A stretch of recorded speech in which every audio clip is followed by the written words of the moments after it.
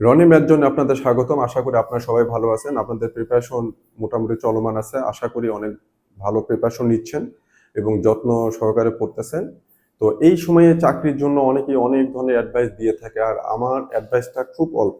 সেটা শুধু বলবো, আপনি পড়াশোনার পেছনে যত সময় ব্যয় করবেন, যত বেশি পড়াশোনার সাথে ইনভলভ থাকবেন, লাগিয়ে থাকবেন, আপনি তত সামনে এগিয়ে যাবেন এবং চাকরি হতে আপনার দূরত্বটা তত কমতে থাকবে চাকরির সাথে সাথে। অনেকে বলে যে এই রাইটারের বই ভালো না, এটা ভালো না, ওটা ভালো না, আর আমি বলি যে কোনো একটা সেট বই পড়েন কেন। আর ম্যাথের কথা যেটা বলবো, যে এখানে ম্যাথের বিকল্প নাই।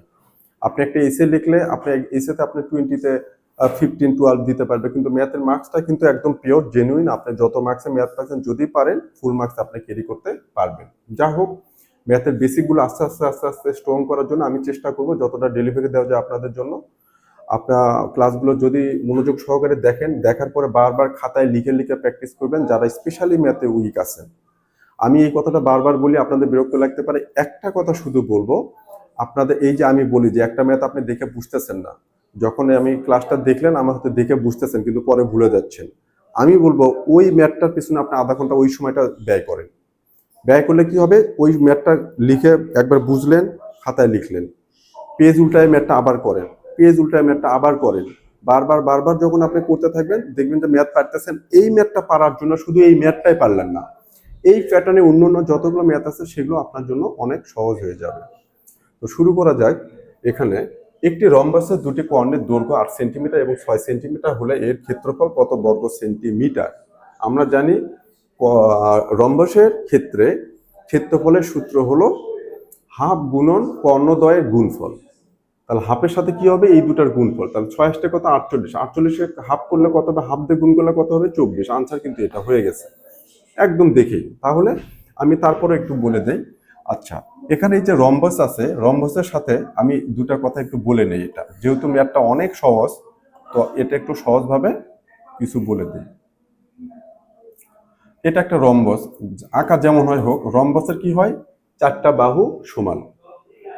এই রম্বস আর বর্গর মধ্যে পার্থক্য এবং সিমিলারিটি ডিসিমিলারিটি, সাদৃশ্য বৈসাদৃশ্য বলি। এটা কি একটা রম্বস, আর এটা কি একটা বর্গ। এটা একটা বর্গ। সাদৃশ্যগুলো কি কি আছে, এরও চারটা বাহু সমান, এরও কিন্তু চারটা বাহু সমান, কিন্তু এর প্রত্যেকটা কোণ 90 ডিগ্রি, কিন্তু এর প্রত্যেকটা কোণ 90 ডিগ্রি না। এর কর্ণগুলো কি সমান, কিন্তু এর কর্ণগুলো কিন্তু সমান না। এটার থেকে এটার যে লেন্থ, এটার থেকে এটার সেম, এটার থেকে এটার যে লেন্থ, এটার থেকে এটার লেন্থ কিন্তু আলাদা। যা হোক, এই যে কর্ণগুলো আছে, একটা কর্ণ 8, একটা কর্ণ কত, 6।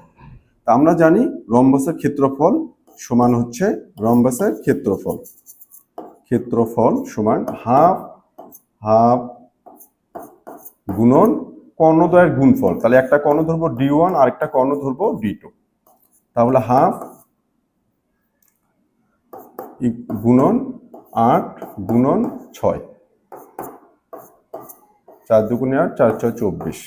খুব সহজ, একদমই সহজ এটা। তো এটা 24। এই এই অঙ্কটা যেটা দিয়েছে, আমি জানি যারা ম্যাথ চাকরি পাওয়ার কিছুটা হলেও, একটু হলেও, মিনিমাম হলো একটা রিকোয়ারমেন্ট তারা ফুলফিল করছে, স্টাডি করে প্রিপারেশনটা একটু হলেও ভালো আছে, তারা এই ম্যাথগুলো দেখলে যে কেউ এটা বলতে পারবে, যে কেউ।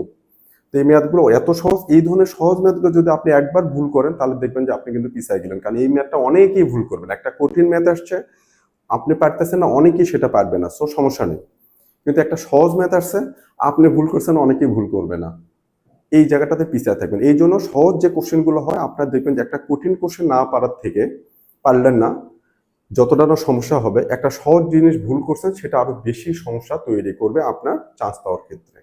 এই জন্য সহজ কোশ্চেনগুলো কিন্তু অনেকে দেখে ধুমধাম দাগায় দিচ্ছে, এটা করতেছে, হঠাৎ একটা মিস্টেক হয়ে গেল না, এই মিস্টেকটা অনেকেই করবে না।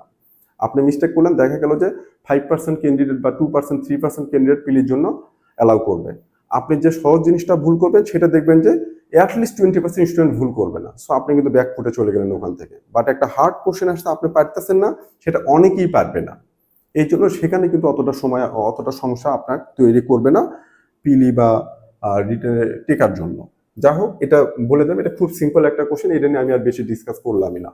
খুব সহজ কথা, ক্ষেত্রফল সমান হাফ গুণন কর্ণদ্বয়ের গুণফল। কর্ণদ্বয় কত, 8 6, 6 কত 48, তাহলে হাফ গুণন 48 করলে 24। এটা লেখারও দরকার নেই, কিছুই না, দেখে 2-3 সেকেন্ডে আপনি পেয়ে যাবেন, শুধু বৃত্ত ভরাট করতে যতক্ষণ সময় লাগার কথা।